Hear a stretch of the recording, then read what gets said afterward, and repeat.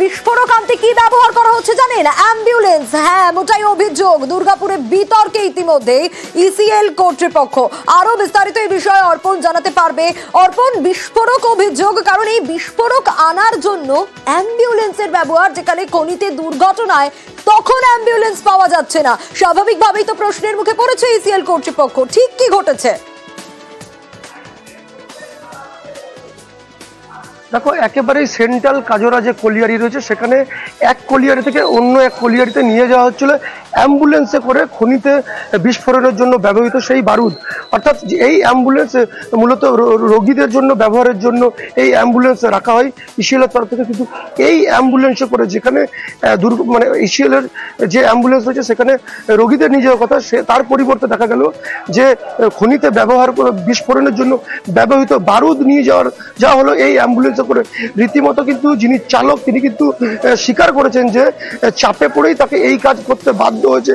যদিও একেবারেই ইসিএল কর্তৃপক্ষ এই বিষয়ে মুখ খুলতে নারাজ। তারা মুখে কুলু পেটেছে, কারণ এই খনিতে ব্যবহার করার জন্য যে বিস্ফোরক বারুদ নিয়ে যাওয়া হচ্ছিল, চাপে পড়ে আনতে বাধ্য। কাদের চাপে পড়ে? কারা চাপ দিল? দেখো, ইসিএল এর যারা নিরাপত্তা রয়েছে, নিরাপত্তা রক্ষীরা রয়েছে এবং ইসিএল এর আধিকারিকরা, তারা কিন্তু এই অ্যাম্বুলেন্সে করে বিস্ফোরক যে বারুদ, সেই বারুদ নিয়ে যেতে বাধ্য করে চালককে, এমনটাই তিনি জানাচ্ছেন। বেশ,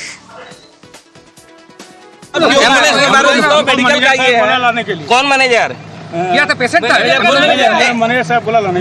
कहाँ से लेके आए? कहाँ से? मैनेजर नाम क्या है? दिनेश बाबू टी। एक्सप्लोसिव काहे लाए आप? एम्बुलेंस में एक्सप्लोसिव काहे लाए? बड़ा साहब बोला कि लाने के लिए गाड़ी ब्रेक डाउन है, लाना होगा। मैनेजर साहब डांट के बोला, हम क्या कर सकते हैं। আমরা খবর দেখাই সমস্যা সমাধানের জন্য, আমরা খবর দেখাই সাধারণ মানুষের সমস্যা সমাধানের জন্য। সেরকমই একটা খবর আমরা দেখিয়েছিলাম গতকাল। ভাতারে নেতার রোষে পড়তে হয়েছিল কৃষক পরিবারকে। ছবিটা দেখুন, অঙ্গনবাড়ি লাগোয়া খামার বাড়ির রাস্তা রীতিমতো বাঁশের ব্যারিকেড করে বন্ধ করে দেওয়া হয়েছিল। কৃষক পরিবারের যাতায়াতের এই রাস্তা বন্ধ হয়ে গেছিল। 2 সপ্তাহ ধরে এই রাস্তা এভাবেই বন্ধ করে রাখার অভিযোগ ওঠে। কাঠামো সরানোর চেষ্টা করলে কি হয়? বাড়িতে এসে শাসানি রীতিমতো। গতকালই আমরা নিউজ 18 বাংলায় খবর দেখিয়েছিলাম। আর আমাদের খবরের জেরে আজ উদ্যোগী জেলা তৃণমূল নেতৃত্ব এবং খবরের জেরে বাঁশের কাঠামো উঠলো। দেখুন, আজকের সেই ছবি আপনাদের দেখাচ্ছি। গতকালের ছবি দেখাচ্ছিলাম, বাঁশ দিয়ে বন্ধ করা ছিল। আজকে সেই রাস্তা খুলেছে। শরদিন্দু রয়েছে আমার সঙ্গে। শরদিন্দু, আমরা খবর দেখাই সাধারণ মানুষের সমস্যা সমাধানের জন্য। এটা আরো একটা প্রমাণ। স্বাভাবিকভাবেই এই কৃষক পরিবার নিশ্চয়ই খুশি, স্বস্তি পেয়েছেন তারা, কারণ 2 সপ্তাহ ধরে এরকম সমস্যার মধ্যে পড়তে হয়েছিল তাদের। একদমই সোনিয়া, গত 2 সপ্তাহ ধরে যে বাঁশের ব্যারিকেড খোলা যায়নি, নিউজ 18 বাংলার খবর সম্প্রচারিত হওয়ার পরই সেই বাঁশের ব্যারিকেড খুলে গেল। তৃণমূল কংগ্রেস নেতৃত্ব উদ্যোগী হয়, তৎপর হয় এবং অভিযোগ উঠেছিল যে স্থানীয় নেতার বিরুদ্ধে সেই কৃষ্ণগোপাল মণ্ডলের উপস্থিতিতেই এই বাঁশের ব্যারিকেড খুলে দেওয়া হয়। কি তাদের দাবি ছিল? যে তারা বলেছিল যে অঙ্গনওয়াড়ি কেন্দ্রে যেতে গেলে এই পরিবার 4 ফুট রাস্তা ছেড়েছিল, কিন্তু তাদের বলা হয় 7 ফুট রাস্তা ছাড়তে হবে। শুধু তাই নয়, রাস্তা এবং নর্দমা তৈরির যাবতীয় খরচ তাদের বহন করতে হবে। তা করতে পারেনি এই পরিবার। সেই কারণেই একেবারে 2 সপ্তাহ ধরে তাদের যাতায়াতের পথ বাঁশ দিয়ে আটকে রাখা হয়েছিল। নিউজ 18 বাংলায় সেই খবর দেখানোর পরই সেই বাধা দূর হয়ে গেল, সেই বাঁশ খুলে দেওয়া হলো। স্বস্তিতে পরিবার এবং পরিবারের পক্ষ থেকে ধন্যবাদ জানানো হয়েছে নিউজ 18 বাংলাকে পাশে থাকার জন্য এবং তাদের এই বিপদ থেকে তাদেরকে উদ্ধার করার জন্য। সোনিয়া, বেশ, শরদিন্দু। নিউজ 18 বাংলাকে আমি আন্তরিকভাবে কৃতজ্ঞতা জানাচ্ছি, ধন্যবাদ জানাচ্ছি যে ওনারা যদি আমাদের পাশে এসে না দাঁড়াতো তাহলে হয়তো আমাদের এই কৃষক পরিবারটা হয়তো মারাই পড়তো। আমরাও অনেকটাই স্বস্তি পেয়েছি যে এরকম যে গেটটা খুলে দিল। গেটটা খুলে দেওয়ার ফলে এবার যাই হোক আমাদের গাড়ি ঘোড়াগুলো বেরোতে পারবে। নকশালবাড়ির দিকে নজর রাখবো, কারণ এই গ্রামীণ এলাকাগুলোর উন্নয়নে জোর দেওয়া হচ্ছে। 3 ব্লকে 21 কোটি রাস্তার শিলান্যাস। নকশালবাড়ির অটল থেকে ঘোষপুকুর পর্যন্ত 10 কিলোমিটার রাস্তার শিলান্যাস করা হয়েছে। যে ছবি আপনাদের দেখাচ্ছি, আরো বিস্তারিত বিশ্বজিৎ জানাতে পারবে। বিশ্বজিৎ, স্বাভাবিকভাবেই এই রাস্তা পেয়ে খুশি স্থানীয়রা।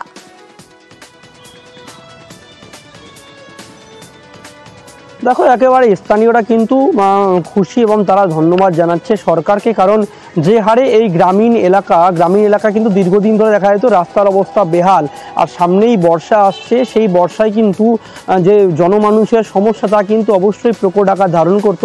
কিন্তু তার আগে এই রাস্তা পেয়ে কিন্তু খুশি বাসিন্দারা।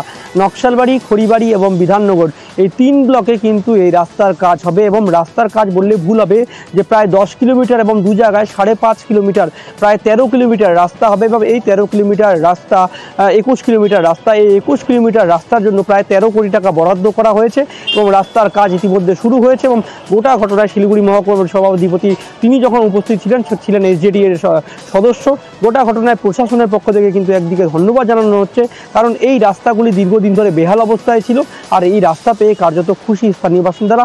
তারা ধন্যবাদ জানাচ্ছেন রাজ্য সরকারকে। সোনিয়া, আমরা প্রায় 21 কিলোমিটার রাস্তা 13 কোটি টাকা ব্যয় আমরা বিভিন্ন ব্লকে, নকশালবাড়ি, হাসিদাওয়া এবং খড়িবাড়ি, 3টা ব্লকে আজকে এই রাস্তাগুলো আমরা করতে পারছি।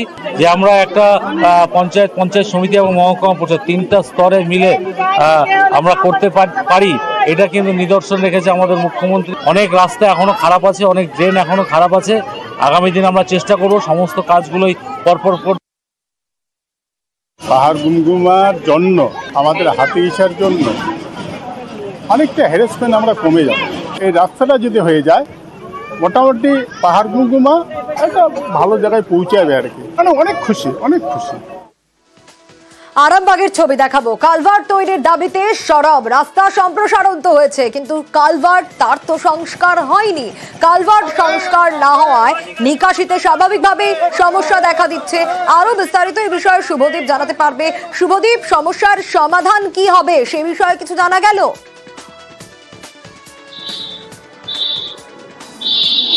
একেবারেই দেখো, সমাধানের কোন পুলিশের তরফ থেকে আশ্বাস মিলেছে, তারপরেই কিন্তু এদিন অবরোধ ওঠে। যেটা চাষিদের অভিযোগ, আরামবাগের কাপশিট এলাকায় রাস্তা, এই মুহূর্তে আরামবাগ বন্দর যে রাস্তা রয়েছে সেই রাস্তা সম্প্রসারণের কাজ চলছে। যদিও কালভার্ট যেটা আগের অবস্থায় ছিল সেটাই রয়ে গেছে। এর ফলে যখনই বৃষ্টি হচ্ছে, যে প্রায় 1000 বিঘে জমি রয়েছে, সেই জমি থেকে জল নিকাশি ঠিকমতো হচ্ছে না। এর ফলে জমিতে জল জমে ফসল নষ্ট হচ্ছে এবং চাষিরা বারবার ধরে এ নিয়ে পূর্ত দপ্তরে জানিয়েছে। যদিও এখনো লিখিতভাবেও তারা অভিযোগ জানিয়েছেন, এখনো পর্যন্ত আশ্বাসই কেবল মিলেছে, কাজের কাজ এখনো কিছুই হয়নি। কালভার্ট সংস্কারের কাজ কিন্তু এখনো শুরু হয়নি। এদিন তাই সেই কারণেই প্রতিবাদ জানিয়ে অবরোধে সামিল হন কাপশিট এলাকার চাষিরা। এরপর সমস্যা সমাধানের আশ্বাস মিলেছে। জল নিকাশি ব্যবস্থা হচ্ছে না। কয়েক মাস আগে এখানে রাস্তা করতে এসেছিল, কিন্তু আমরা বাধা দিয়েছি, করতে দিইনি। আমাদের এই জল নিকাশি ব্যবস্থা করতে হবে। চাষের জমির যে জল, সেই জল নিকাশি হচ্ছে না, চাষের ফসল আমাদের এখানে সব নষ্ট হয়ে যাচ্ছে। 2-3বার করে ধান আমাদের রুইতে হচ্ছে, আমরা খুব বিপদের মধ্যে পড়ে যাচ্ছি।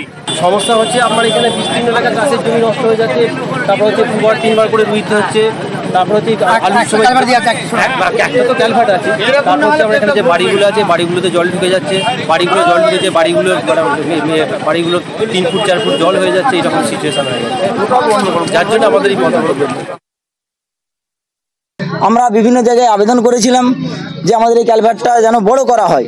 ওনারা বললেন যে আচ্ছা ঠিক আছে আমরা দেখছি বলে আমাদেরকে স্থগিত করে দিল। তারপরে আচমকা আবার কাজ শুরু করেছে, ক্যালভার্ট ওরা বড় করবে না। ক্যালভার্ট যদি বড় না করে, এইখানে ধরো আমাদের যে মেন পটি কাপসির মোড় ওটা পুরোটা ডুবে যায়, প্লাস আমাদের গ্রাম তাতার চক, এখানে 50টা ফ্যামিলি ডুবে যায়। আমরা সেই জন্য এখানে অবরোধ করেছি, বা প্রশাসনের সাথে কথা বলে যদি ওনারা আমাদেরকে আশ্বাস দেয় করে দেবো, তাহলে আমরা তুলে নেবো অবরোধ। জলের সমস্যা একটা বড় সমস্যা। জলের পাইপলাইনের কাজ চলছিল, কিন্তু পুরুলিয়ার ছবি দেখাবো। পুরুলিয়ায় পাইপলাইন ফেটে রীতিমতো সমস্যায় পড়েছে সেখানকার মানুষজন, কারণ 7 দিন ধরে মানবাজারে জল পরিষেবা বন্ধ হয়ে গেছে। এরপর সাধারণ মানুষ, স্থানীয়রা রীতিমতো বিক্ষোভ দেখাচ্ছেন, অবরোধ করছেন। সেই ছবি আপনাদের দেখাচ্ছি। ইন্দ্রজিৎ রয়েছে আমার সঙ্গে। ইন্দ্রজিৎ, আশ্বাস কি পাওয়া গেল? কতদিন এই সমস্যার সমাধান হবে? কারণ জলের সমস্যা তো একটা বড় সমস্যা। দেখো সোনিয়া, প্রথমেই বলে রাখি মানবাজার শহরে নতুন করে পাইপ বসানো হচ্ছে, জলের পাইপ, এবং পিএইচই এই কাজটি করছে এবং এরই কারণে সমস্যা তৈরি হয়। সেখান থেকে বিপত্তি, পাইপ ফেটে যায় এবং মানবাজারের যারা বাসিন্দা তারা 7 দিন ধরে জল পাচ্ছে না বলে অভিযোগ করে এবং একেবারেই রাস্তা অবরোধ করে তারা। এরপরেই পুলিশ এসে তড়িঘড়ি একেবারেই জলের ট্যাঙ্কার পাঠানো হয়। যেই সব এলাকাতে জলের তীব্র সংকট দেখা দিয়েছে, ঘটনাস্থলে ছুটে আসে স্থানীয় বিডিও এবং তিনি আশ্বাস দেন যে যত তাড়াতাড়ি সম্ভব এই সমস্যার সমাধান করা হবে। তবে যে পাইপলাইনের কাজ চলছে সেটিও কিন্তু জলের জন্যই চলছে এবং মানবাজার শহরের বাসিন্দারা যাতে ভালোভাবে জলের পরিষেবা পায় সেই কারণেই নতুন পাইপ বসানো হচ্ছে। আর এই পাইপ বসানোকে কেন্দ্র করেই বিপত্তি হয়, পাইপ ফেটে যায় আর তার কারণেই মানবাজার শহরের বাসিন্দারা জল পায়নি। যদিও বিকল্প ব্যবস্থা করা উচিত ছিল বলে দাবি করছে স্থানীয়রা, যদিও প্রশাসন বিষয়টি গুরুত্ব দিয়ে দেখছে। টাইম কলে 10 দিন হলে জল পাইনি আমরা, খুব অসুবিধা, অনেকের বাড়িতে জলের কোনো ব্যবস্থা নেই। আমরা চাইছি যেমন আমাদের তো জলদি করে এই জলটা দিয়ে দেওয়া, ওই জন্য আমরা কত অবরোধ করছি। কতদিন ধরে জল বন্ধ? 10 দিন ধরে জল পাইনি আমরা। অ্যাকচুয়ালি পিএইচি পাইপলাইনের কাজ চলছে, এখানে পাইপলাইন মেরামতের কাজ চলছিল, পাইপলাইন মেরামত হয়ে গেছিল কিন্তু তারপরে একটা লিকেজ ধরা পড়েছে। লিকেজ ধরা পড়ার জন্য ওনারা আবার দেখছেন তো আপনারা যে পিডব্লিউডি এবং পিএইচি এক জায়গায় কাজ করছে এবং আমরা আশা রাখছি যে আজকের দিনের মধ্যে কাজ সমাধান হয়ে যাবে। পানীয় জলের অল্টারনেটিভ ব্যবস্থা ট্যাঙ্কারের মাধ্যমে আমরা যতটা পারি চেষ্টা করছি। তবে একটা জিনিস সবাইকে বুঝতে হবে যে ধরুন যেহেতু একটা ভালো কাজ হচ্ছে তো সবাইকে একটু সহযোগিতা এবং ধৈর্য ধরার অনুরোধ করছি যে যাতে কাজটা ভালোভাবে হয় এবং আশা করি বিকালের মধ্যে সমাধান হয়ে যাবে।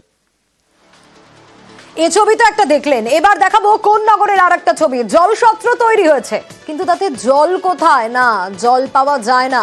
কোন নগরের? আদর্শ নগরের এই ছবিটা আপনাদের দেখাচ্ছি। জলছত্রের উদ্বোধনও করা হয়েছে কিন্তু সেখানে ঠান্ডা জলের মেশিনই নেই। কেন নেই? শুধু তাই নয়, পাম্প রিজার্ভারও নেই। আর এ নিয়ে বিতর্ক শুরু হয়েছে। রানা রয়েছে আমার সঙ্গে। রানা, এই জলছত্রের উদ্বোধন তো হয়েছে কিন্তু কেন সেখানে পাম্প রিজার্ভার নেই? কেন সেখানে ঠান্ডা জলের মেশিন নেই? কি কারণ? এই গরমে তো সাধারণ মানুষের বা রাস্তায় যারা যাতায়াত করেন তাদের জন্য এই জলছত্র খুবই গুরুত্বপূর্ণ।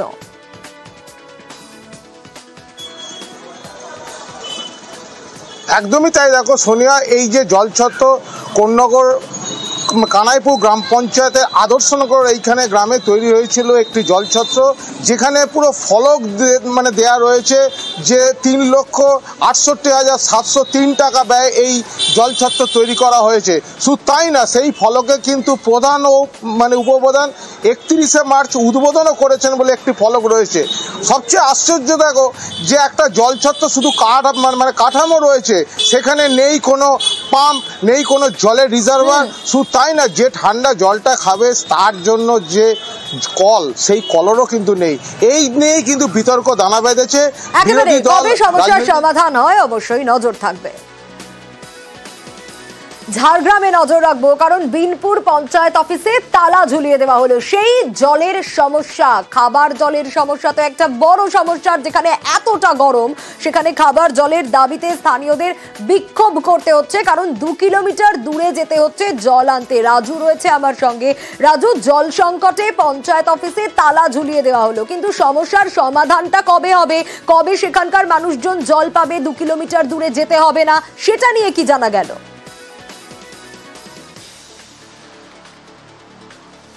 দেখো সোনিয়া, প্রথমত বলে রাখি যে সদাপাড়া গ্রাম পঞ্চায়েতে যে অফিস রয়েছে সেই অফিসে তালা ঝুলালেন গ্রামবাসীরা মূলত জলের সমস্যার জন্য।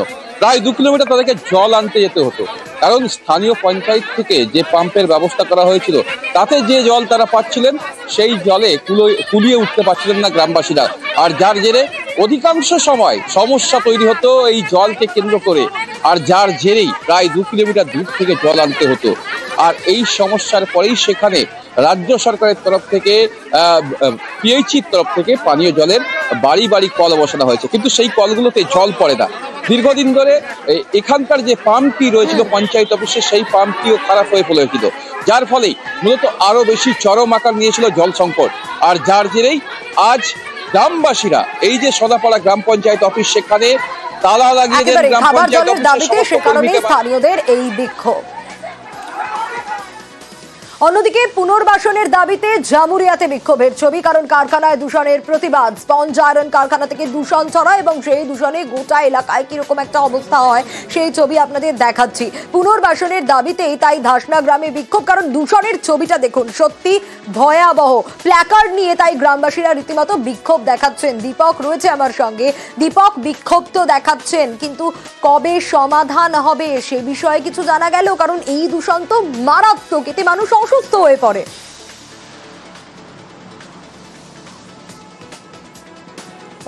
একেবারে গ্রামবাসীরা এখনো উত্তর জানে না এই সমস্যার সমাধান কবে হবে।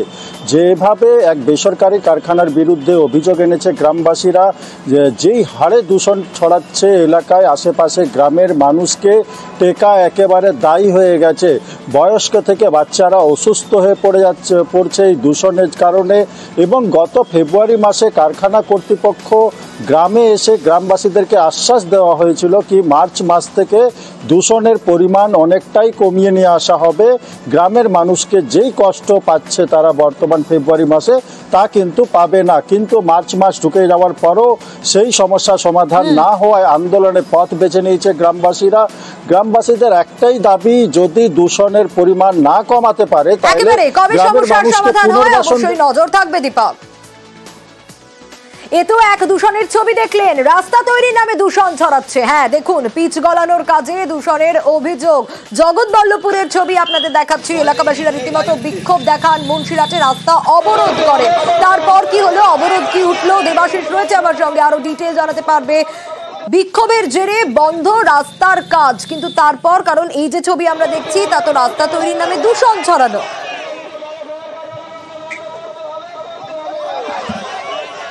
দেখো, একেবারে গ্রিন বেঞ্চের যে অর্ডার, সেই অর্ডারকে ভায়োলেট করেই পিডাব্লিউডির কর্মীরা তারা কিন্তু এইভাবে কাজ করছিল। যে অর্ডার আছে যে জনবসতিপূর্ণ এলাকায় এইভাবে পিচ গলিয়ে দূষণ ছড়ানো যাবে না, গাছপালা থাকলে তো একেবারেই সেখানে এই কাজ করা যাবে না, কিন্তু সেসব না মেনেই কাজ চলছিল। বাচ্চাদের স্কুল ছিল, একাধিক স্কুল তারা করতে পারছিল না। আজ পথে নেমে বিক্ষোভ, সেখানে বিডিও যায়। একেবারে আর ঘটনাস্থলে জগৎবল্লভপুরের বিডিও পুলিশ পৌঁছয় পরিস্থিতি সামলানোর জন্য।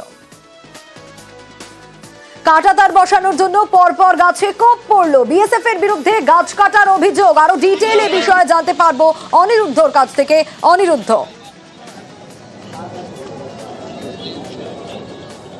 দেখো সোনিয়া, উত্তর 24 পরগনার গাইঘাটার বর্ণবিরিয়াতে বিএসএফ কাঁটাতার দিচ্ছে জমির মধ্যে দিয়ে এবং নির্বিচারে কাটছে গাছ।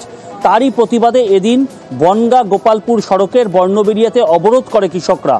প্রায় দীর্ঘক্ষণ অবরোধ চলে, 2 ঘন্টা অবরোধ চলে। তারপরেই ঘটনাস্থলে পৌঁছায় গাইঘাটা থানার পুলিশ এবং বিএসএফ এবং গাইঘাটা থানার পুলিশ স্থানীয় কৃষকদের সঙ্গে কথা বলে তাদেরকে আশ্বস্ত করে। বিএসএফ এর তরফ থেকে আশ্বস্ত করা হয় যে কাঁটাতারের কাজ আপাতত বন্ধ রাখা হবে, এরকম ভাবে নির্বিচারে গাছ কাটা হবে না। তারপরেই কৃষকরা কিন্তু অবরোধ তুলে নেয়। দীর্ঘক্ষণ এই বনগা গোপালপুর সড়ক অবরুদ্ধ থাকার ফলে যথেষ্ট রকম সমস্যায় পড়তে হয়েছে নিত্যযাত্রীদের।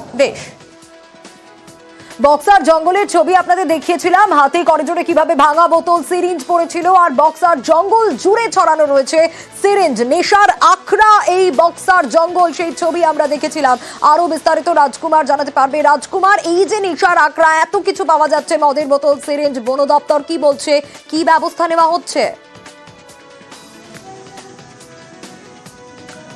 দেখো সোনিয়া, বন দপ্তরের পক্ষ থেকে বলা হচ্ছে যে বন দপ্তরের পক্ষ থেকে লাগাতার ব্যবস্থা নেওয়া হচ্ছে এবং আজকে কিন্তু যে রাজ্য সরকারি কর্মচারী ফেডারেশনের যে রাজাভাতখাওয়া অরণ্য শাখা, সেই শাখার পক্ষ থেকে আজকে ডিমা থেকে রাজাভাতখাওয়া গেট এই পর্যন্ত কিন্তু সাফাই অভিযান চালানো হয়।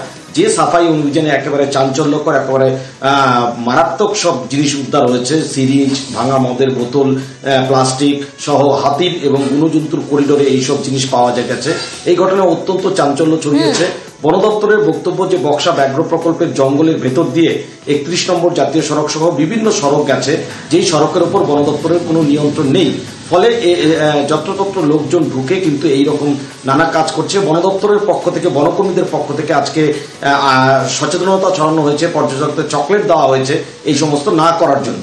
সোনিয়া, বেশ।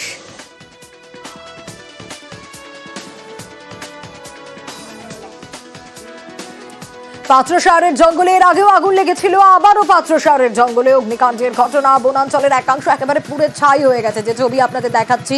আগেও আগুন লাগে বাঁকুড়ার জঙ্গলে, একাধিক বন্যপ্রাণীর মৃত্যুর আশঙ্কা করা হচ্ছে। দেবব্রত রয়েছে আমার সঙ্গে, আরো বিস্তারিত জানতে পারবো দেবব্রতর কাছ থেকে। দেবব্রত, আবারও বাঁকুড়ার জঙ্গলে অগ্নিকাণ্ডের ঘটনা।